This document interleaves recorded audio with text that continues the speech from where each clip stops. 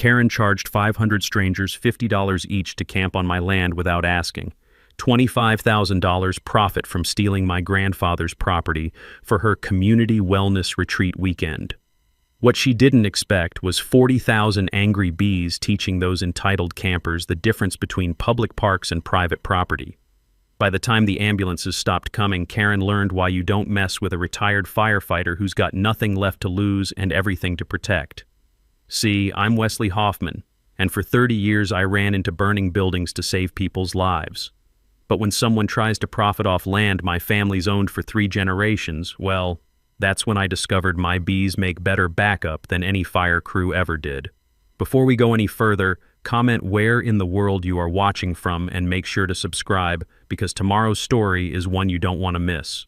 Let me paint you a picture of how this whole mess started. I'm Wes Hoffman, 62 years old, been living on the same 15 acres outside Millerville, California my whole life.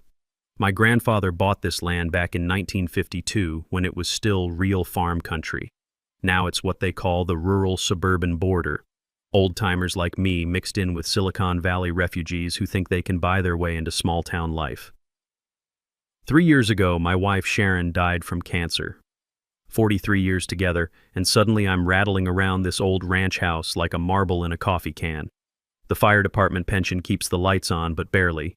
Got a bum knee from when a roof collapsed on me in 2018, so the heavy lifting days are over.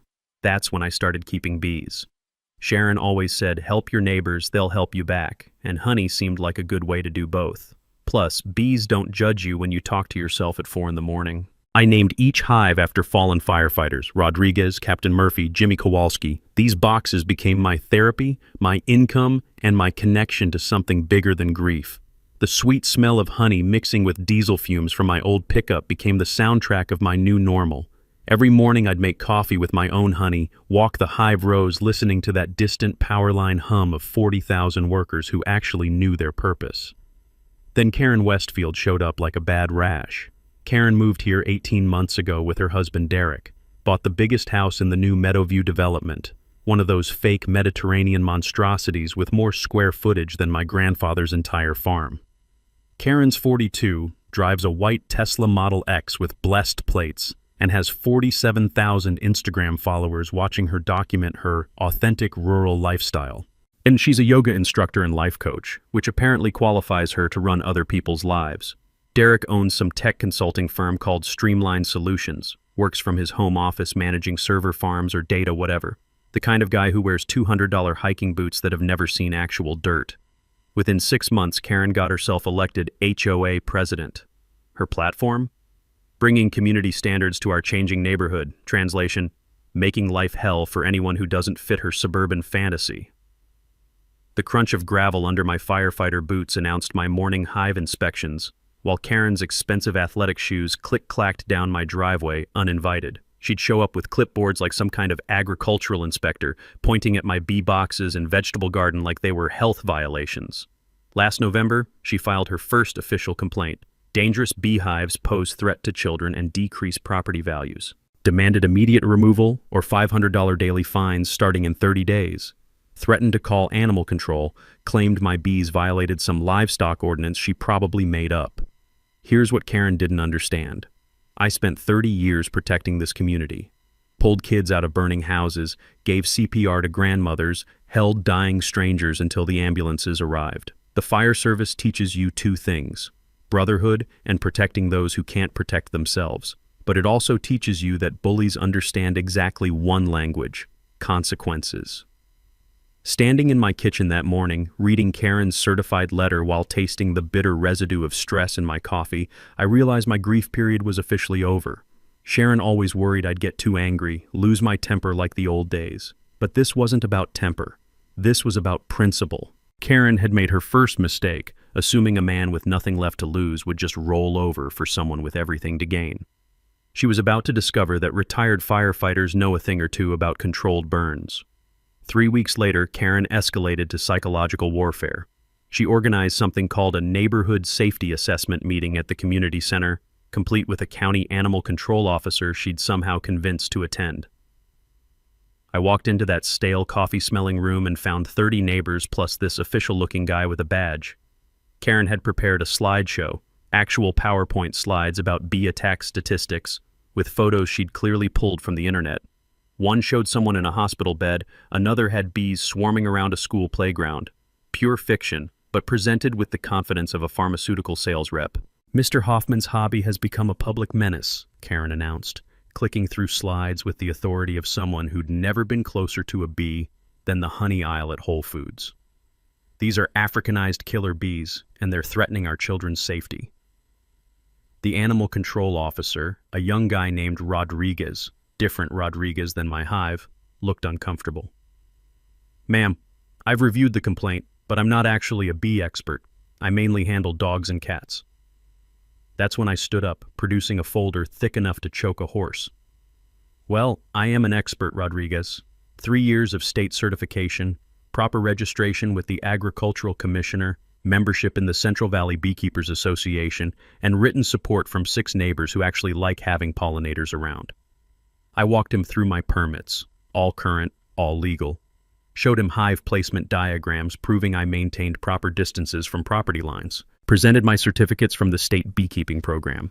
Even had a letter from old Eddie Kowalski next door, saying my bees helped his tomato garden produce twice as much as usual. Karen's face went through several shades of red as her presentation collapsed. "But what about the dangerous African strains?" she sputtered. "I keep Italian honeybees," I explained to Rodriguez. "Gentle as house cats, bred for temperament and honey production. Takes a lot to rile them up." Rodriguez started packing his clipboard. "Mr. Hoffman, your operation looks completely legitimate. Mrs. Westfield, you mentioned aggressive Africanized bees in your complaint, but that's clearly not what we're dealing with here." The mini twist hit like a slap. Rodriguez continued. "Actually, ma'am, filing false reports about bee species is a misdemeanor. You might want to be more careful about your accusations." Karen went nuclear. Stood up so fast her metal folding chair squeaked against the linoleum like fingernails on a chalkboard. "This isn't over, Hoffman. I know people. I have resources. You can't intimidate me with your good old boy network." She stormed out in her $200 hiking boots that had never seen real hiking, leaving behind the lingering cloud of vanilla perfume that probably cost more than I spend on groceries in a month. But here's the thing about small towns. Information travels faster than Karen's Tesla. Within 2 days, I learned something interesting about HOA authority limits from my lawyer buddy Pete Kowalski, Eddie's son. Pete explained that homeowner associations can only regulate properties actually governed by recorded deed restrictions. My land predates the development by 70 years. There are no covenants, conditions, or restrictions on my grandfather's original deed. Karen has exactly 0 legal authority over agricultural activities on my property.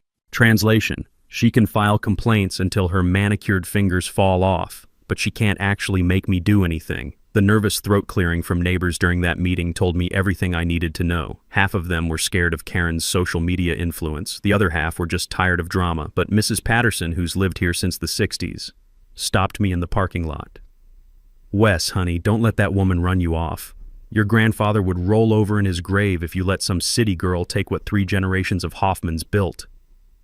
Driving home in my old pickup, windows down to clear the taste of community center coffee from my mouth, I realized this wasn't going to be simple. Karen had resources, connections, and apparently no shame about lying to government officials.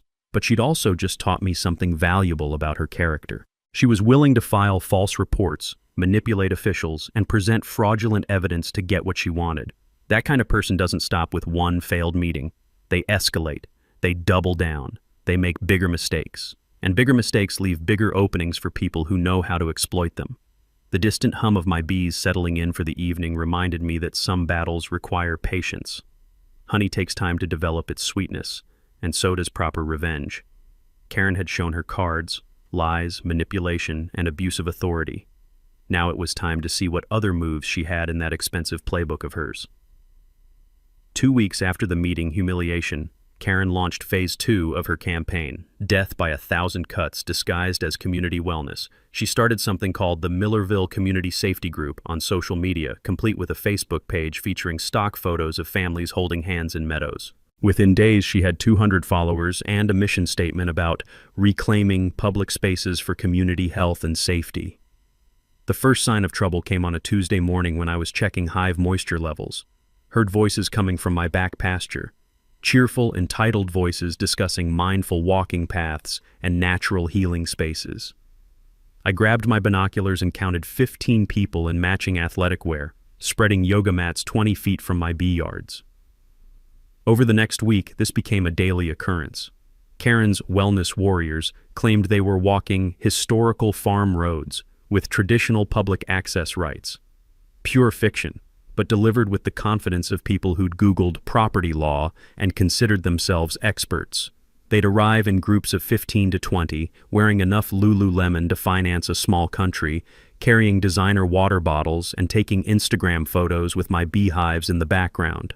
The crunch of expensive hiking shoes on dried leaves became the soundtrack to my morning coffee, and not in a good way. Meanwhile, Derek started showing up with surveying equipment that looked like it belonged on a NASA mission. Expensive laser levels, GPS units, the works. He'd position himself right at what he claimed were property boundaries, taking measurements and photos like he was planning a moon landing. I installed no trespassing signs every 50 feet along the property lines and set up trail cameras to document the violations. Amazing how quickly entitled people develop selective blindness when faced with actual legal boundaries. That's when I discovered something fascinating about property research. Spent 3 evenings at the county recorder's office, going through 70 years of deeds, surveys, and easement records. My grandfather's original deed was crystal clear. No public access rights, no shared easements, no historical farm roads. The only legal entry point to my property was through my front driveway. Translation: every single one of Karen's wellness walks was criminal trespassing, documented in high definition by my trail cameras. But the mini twist came when Derek's surveying revealed something Karen definitely hadn't planned on. His expensive equipment showed their house's septic system draining directly onto my property, about 40 feet past their actual boundary line. They'd been illegally dumping sewage on my land for 18 months without even knowing it. Pete Kowalski nearly choked on his beer when I showed him the survey photos. "Wes, this is environmental contamination on private property, EPA violation, county health violation, probably criminal negligence. They're looking at $50,000 in fines, minimum." The metallic taste of adrenaline hit my mouth as the implications sank in. Karen wasn't just trespassing for yoga poses. She was literally dumping waste on my land while claiming moral authority over my beekeeping operation. When I confronted Derek about the septic issue, he went pale under his tech bro tan. "Look, that's clearly a surveying error. Our system was professionally installed." "By who?" I asked, holding up his own GPS measurements. "I'll have to check with the contractor," he mumbled, suddenly very interested in his expensive boots. Karen's response was predictably nuclear, posted on Nextdoor claiming I was harassing newcomers and using scare tactics to intimidate community wellness activities. Started a thread about unstable neighbors targeting families with children, and possible mental health crisis requiring intervention. The smell of disturbed earth from Derek's secret septic line mixed with the sound of his surveying equipment beeping like a smoke detector with low batteries. Every measurement he took just confirmed what I already knew. They weren't just trespassers, they were polluters. But here's what 30 years of firefighting teaches you about dangerous situations. The more desperate someone gets, the more mistakes they make.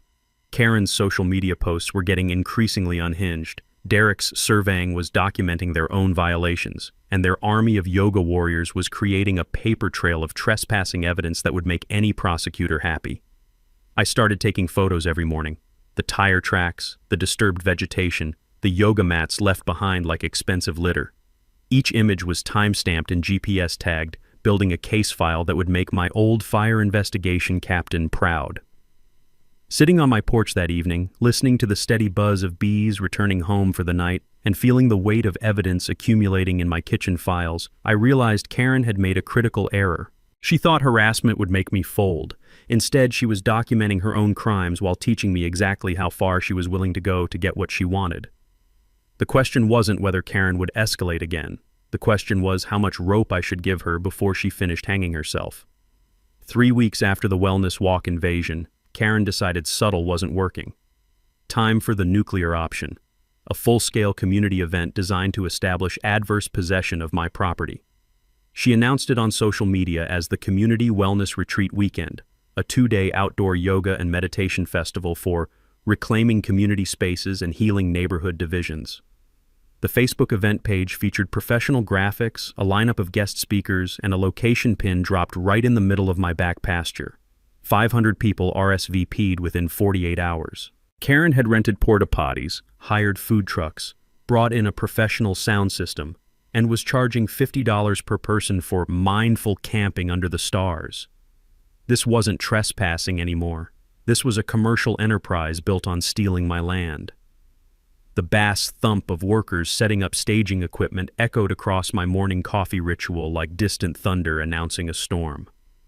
I could taste the acid reflux building in my throat as I watched Karen directing the operation with military precision, clipboard in one hand, bullhorn in the other. But here's where it gets interesting. I'd spent those 3 weeks building my own case file, and I'd learned some fascinating things about adverse possession law from Pete Kowalski's research.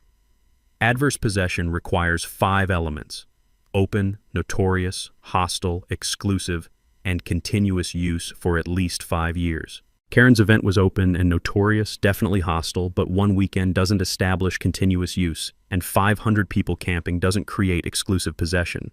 Translation: someone can't steal your land just by throwing a big party on it once, no matter what legal-sounding terms they throw around. The mini-twist came when Sheriff Deputy Martinez arrived to serve Karen with my formal trespassing complaint.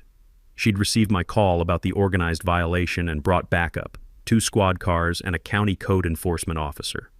Karen met them at my property line wearing yoga pants and confidence. "Officer, this is a permitted community event on historically public land. Mr. Hoffman is trying to intimidate legitimate community activities." Deputy Martinez, who'd known my family for 20 years, looked at Karen's permits.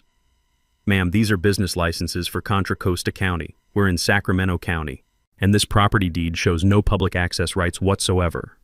That's when Karen produced her secret weapon, a folder full of what she claimed were historical easement documents, proving community access rights dating back to the 1940s.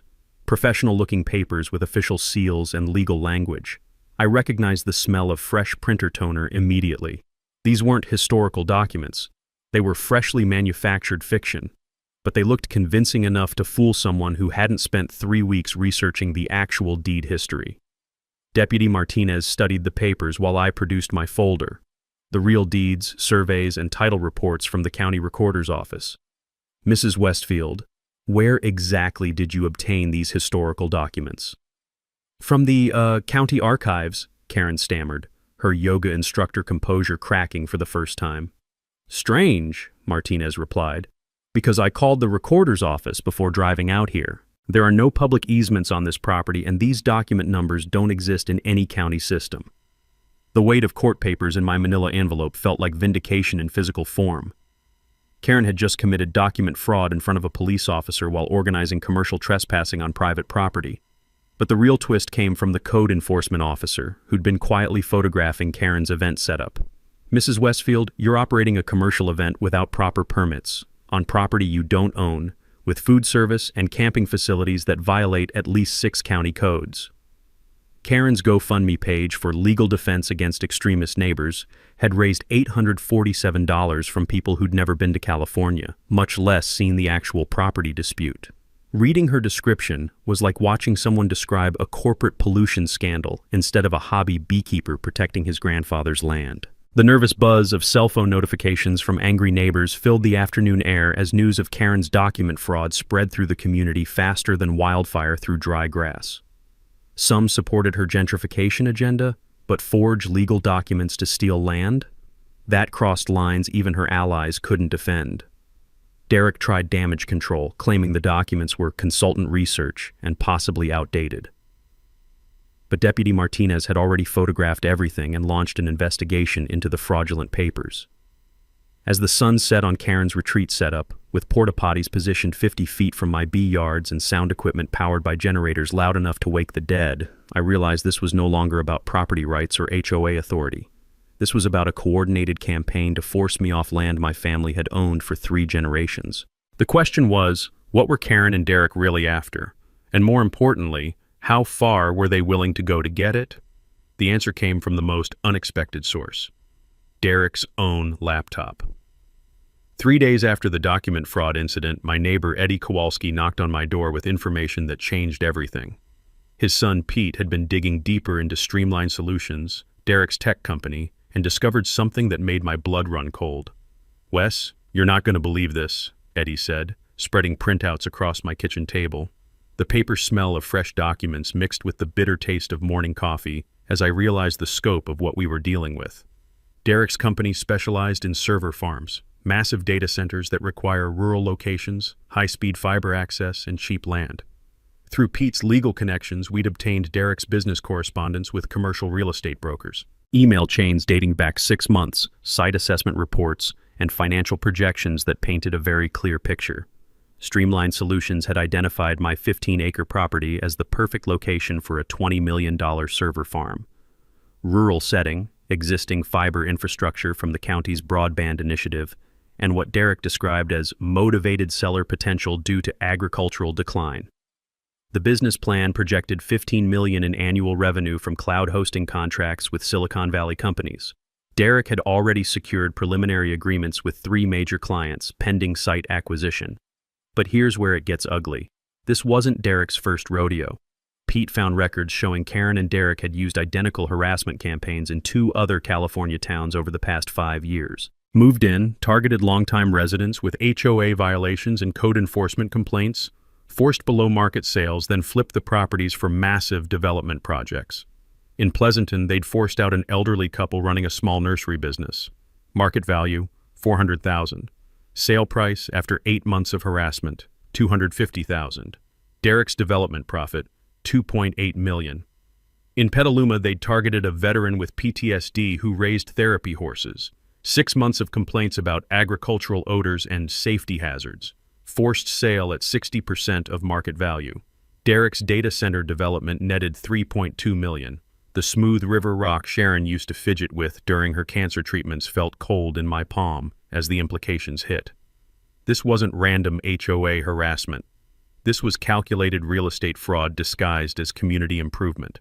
Text messages between Karen and Derek, obtained through Pete's discovery process, showed their real attitude. "B-guy won't know what hit him. 6 months max and we'll have his land for half price. These rural types always fold when the legal pressure gets serious."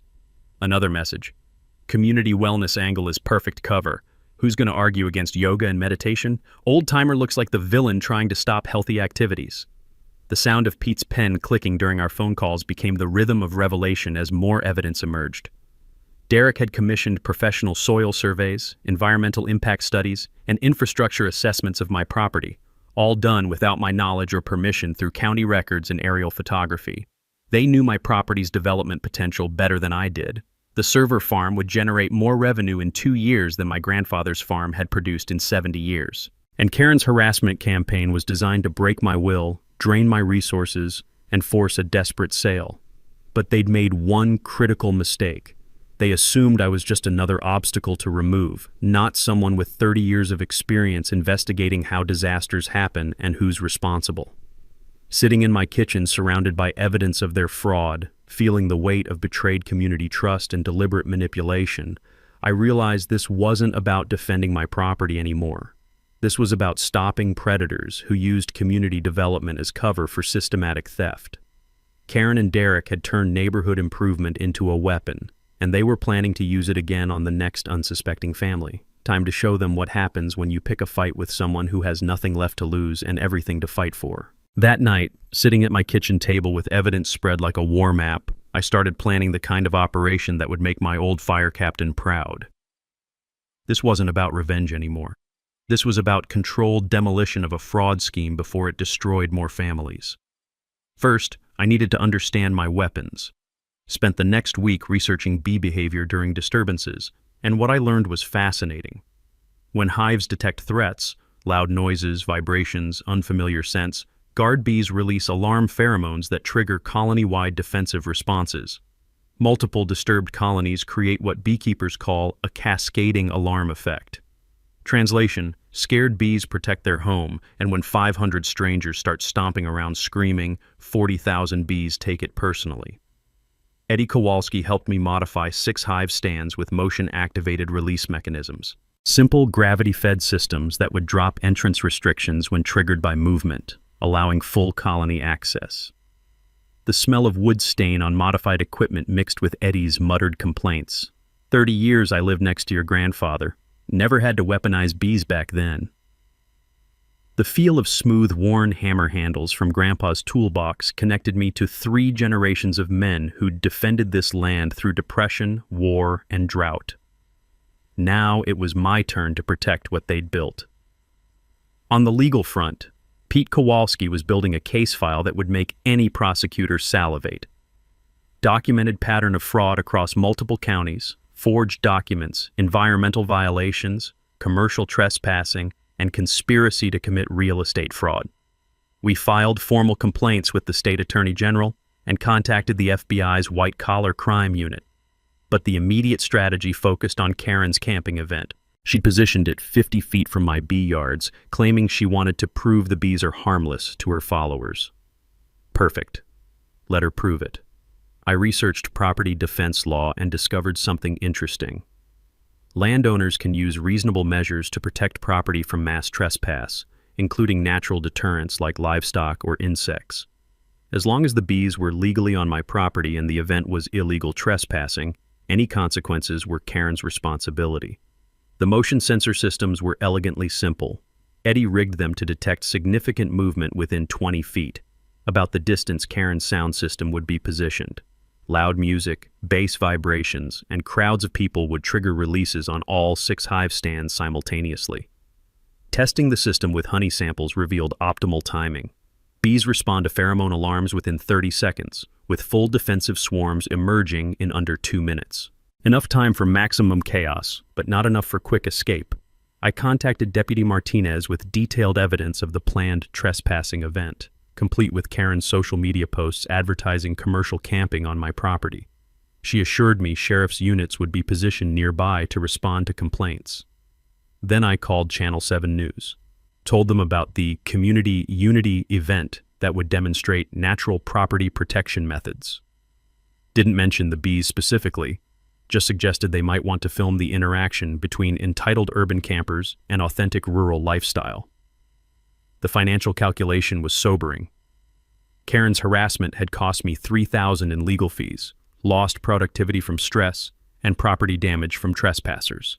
But Derek's server farm would generate millions while destroying the agricultural character that made this community special.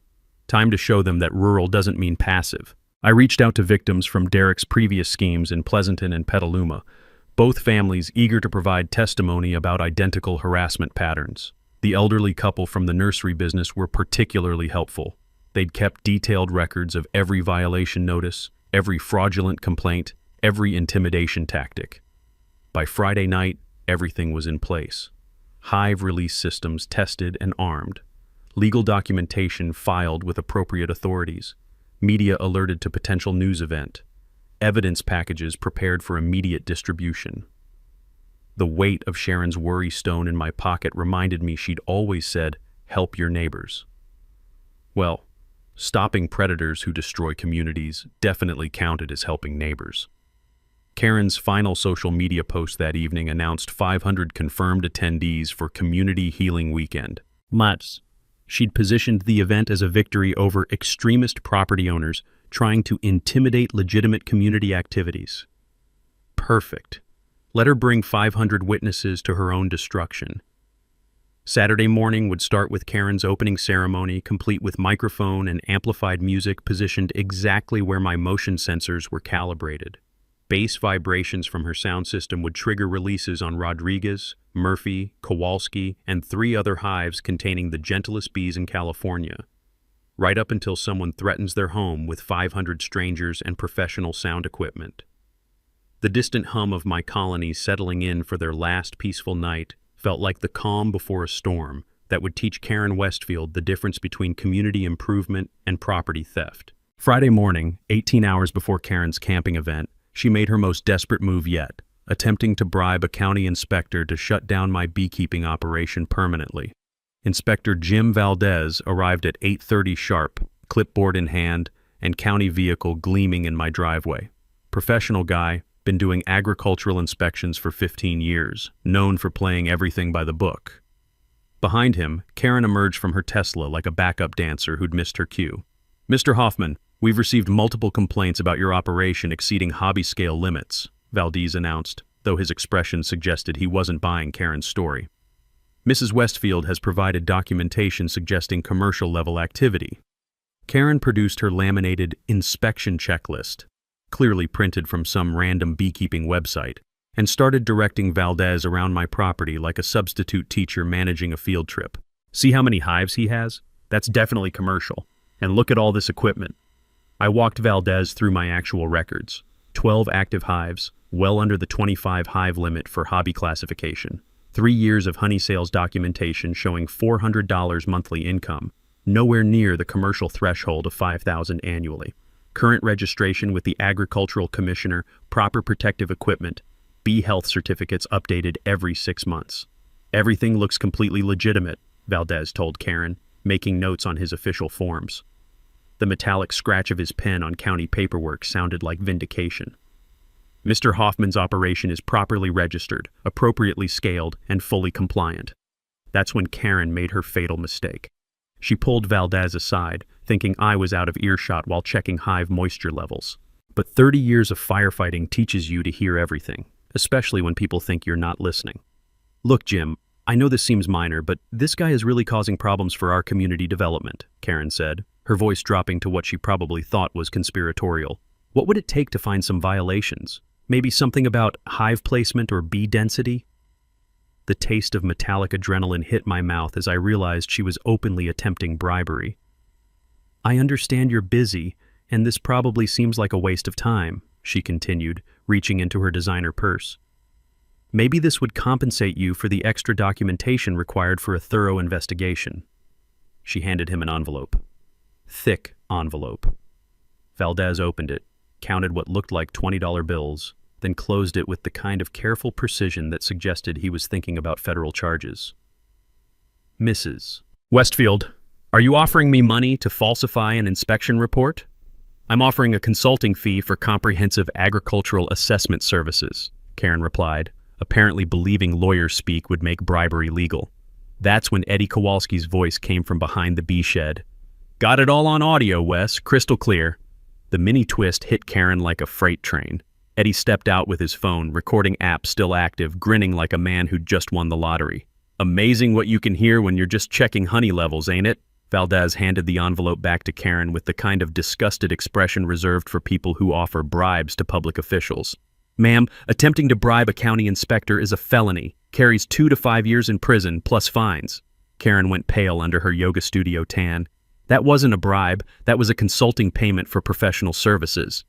"No, ma'am, it wasn't," Valdez replied, photographing the envelope with his county-issued phone. "And this isn't my first rodeo with development-motivated inspection requests. I'm filing a report with the district attorney's office this afternoon."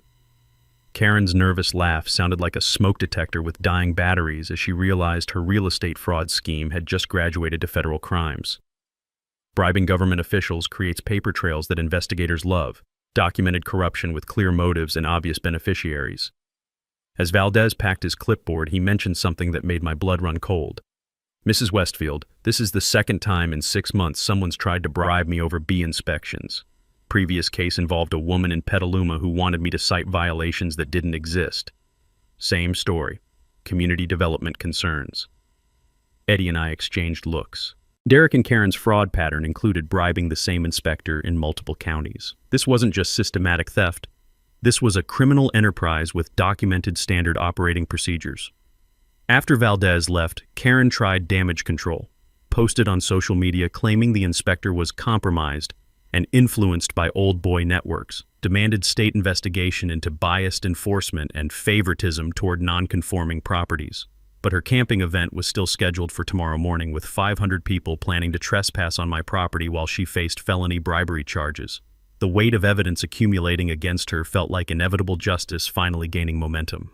Sitting on my porch that evening, listening to my bees settling in for the night, I realized Karen had just made the same mistake that destroys most criminals. She'd escalated faster than her judgment could keep up with her desperation. Tomorrow would prove that sometimes the smallest creatures deliver the biggest lessons about respecting other people's property. Saturday morning arrived with the kind of crisp autumn air that makes rural California feel like paradise. Unfortunately, it also arrived with 500 entitled campers who thought paradise was their personal playground. By 7 a.m., my front pasture looked like the world's most expensive refugee camp. Tesla Model X's parked next to Subaru Outbacks, designer camping gear scattered across acres of protected wildlife habitat, and enough Patagonia fleece to outfit a polar expedition. Karen had rented professional equipment for her community healing weekend: 4 porta potties, 3 food trucks, and a sound system that could have provided audio for a small concert. The bass thump of workers testing speakers echoed across morning air like distant artillery, making my bee colonies restless in their hives. The diesel exhaust from catering trucks mixed with the acrid smell of portable toilets being positioned 50 feet from my bee yards. Karen had chosen this location deliberately, telling her followers she wanted to prove the bees are harmless, while reclaiming community space from extremist property owners. Derek arrived with the same surveying equipment that had revealed their septic system violations, clearly planning to use the event chaos as cover for officially staking property corners. His expensive laser levels and GPS units were positioned around my actual boundary lines, ready to create fraudulent survey documentation, while 500 witnesses were distracted by yoga and meditation. At 8:15, Channel 7's news van pulled up. Reporter Jessica Martinez stepped out with a cameraman, expecting to film a heartwarming story about community unity overcoming neighborhood disputes. She had no idea she was about to witness the most spectacular property rights defense in Northern California history. Karen opened the event with a microphone and professional sound system, addressing her followers like a motivational speaker at a corporate retreat.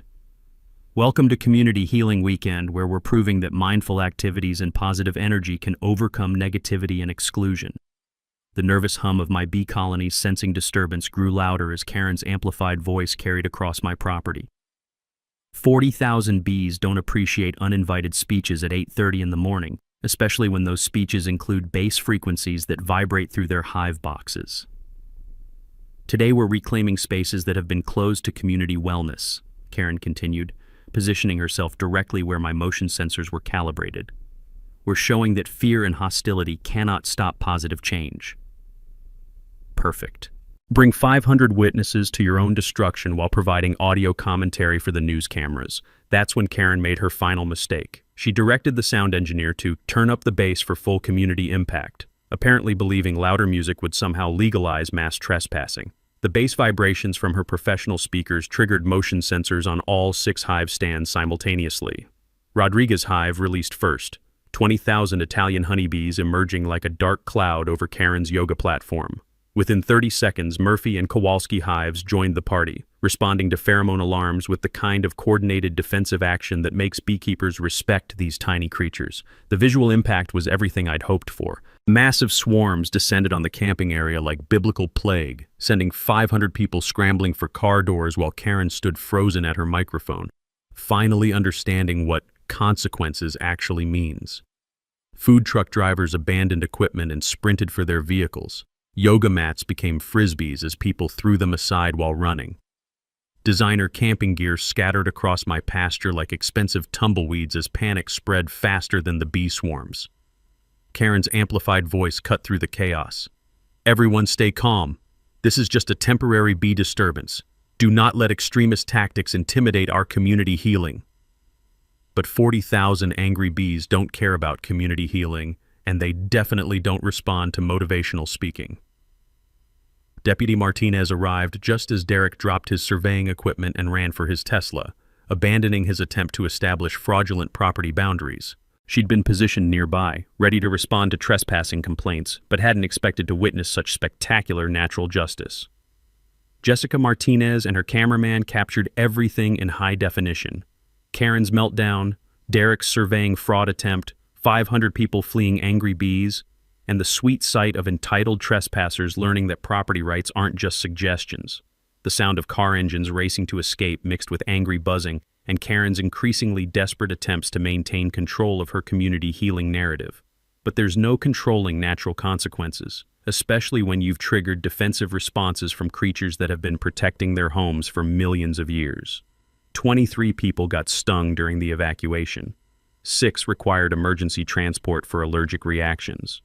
Every single one had been illegally trespassing on my property while participating in Karen's fraudulent land grab scheme. As the last Tesla disappeared down my driveway, leaving behind scattered camping gear and abandoned yoga mats, I realized the most satisfying part wasn't the chaos. It was watching Karen finally understand that some things can't be bought, bribed, or bullied into submission.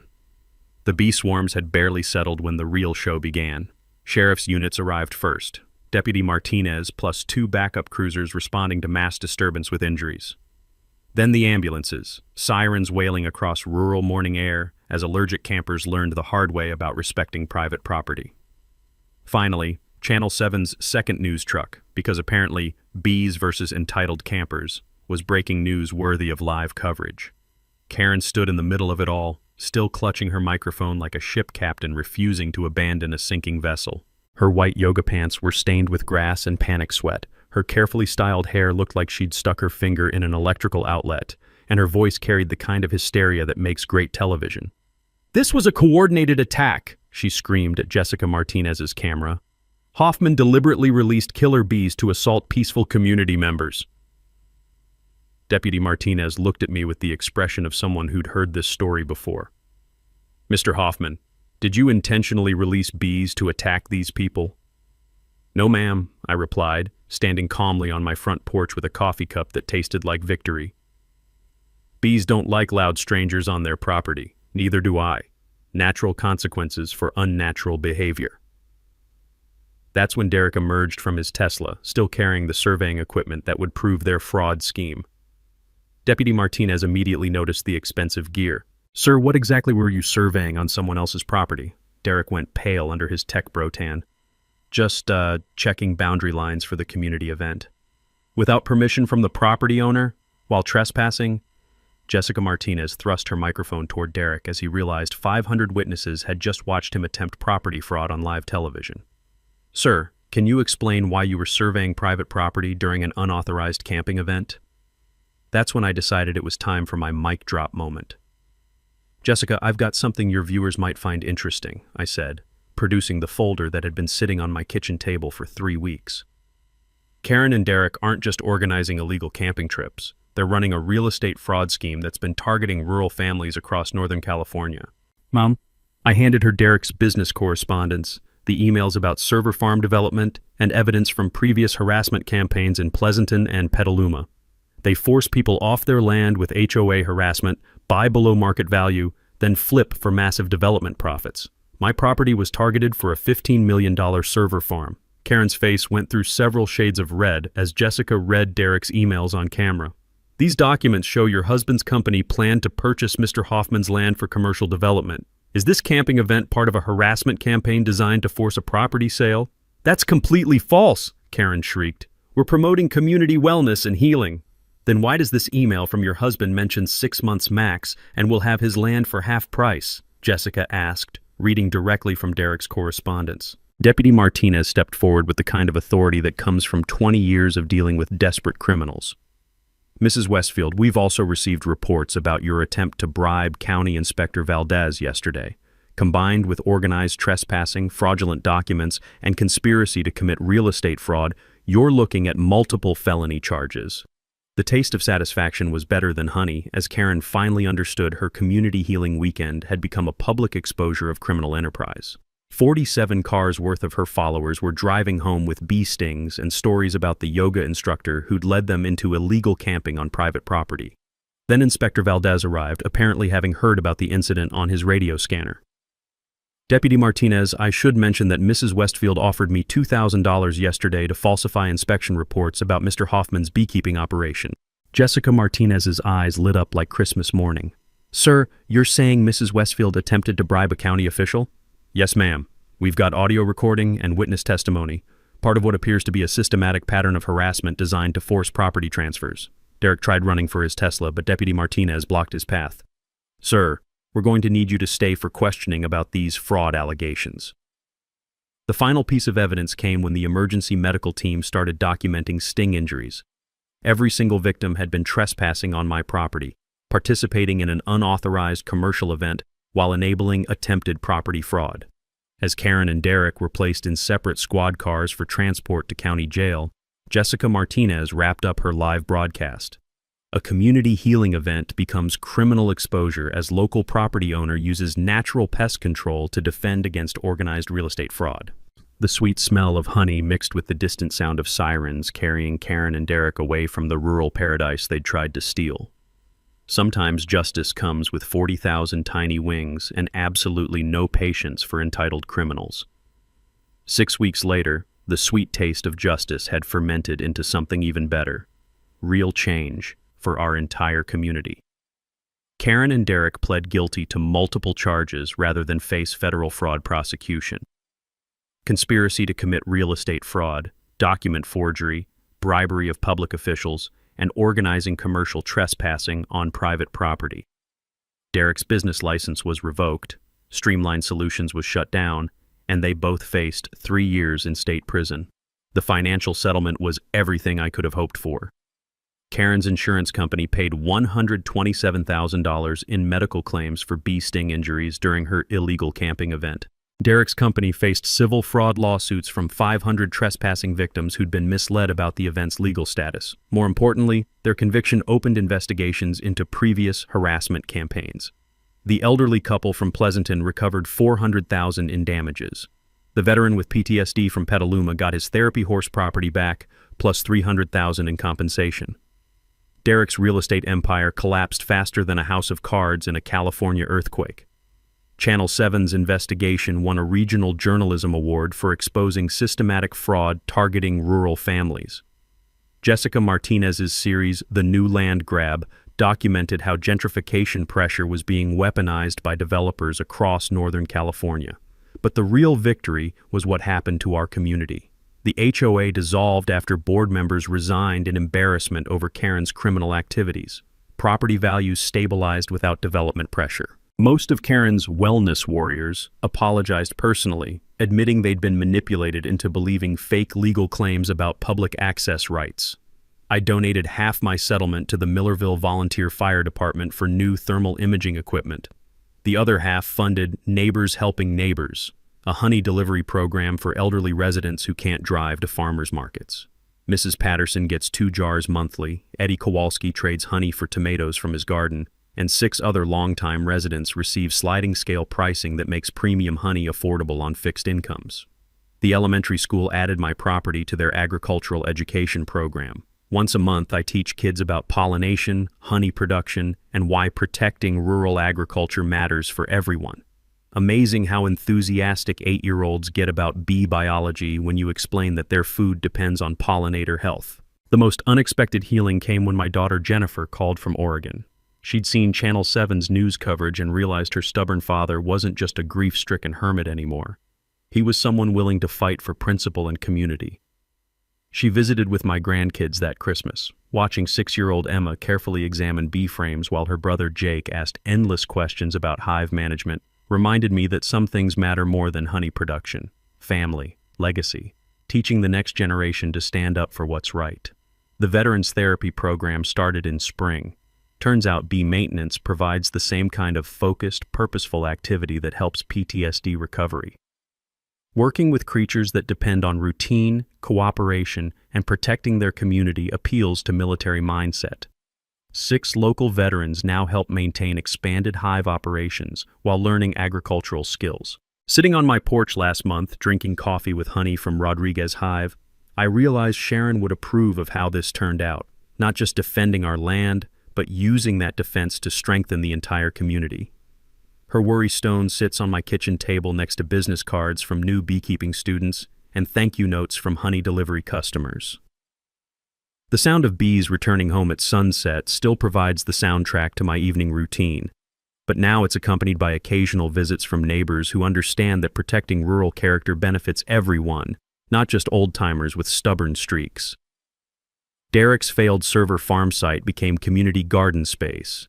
Karen's abandoned wellness retreat concept was replaced by actual community events, harvest festivals, beekeeping workshops, and agricultural education programs that bring people together instead of driving them apart. The crunch of gravel in my driveway now announces friends instead of trespassers, students instead of harassment campaigns, and deliveries of fresh vegetables instead of legal complaints.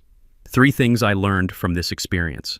Document everything, know your property rights, and never underestimate the power of 40,000 tiny allies who don't appreciate trespassers. What's your HOA nightmare story? Share it in the comments below and remember to subscribe for more justice-served stories. Sometimes the smallest creatures deliver the biggest lessons about standing up to bullies who think they can steal your life's work. Community matters. Truth wins. And honey really is sweeter when it's earned protecting what you love.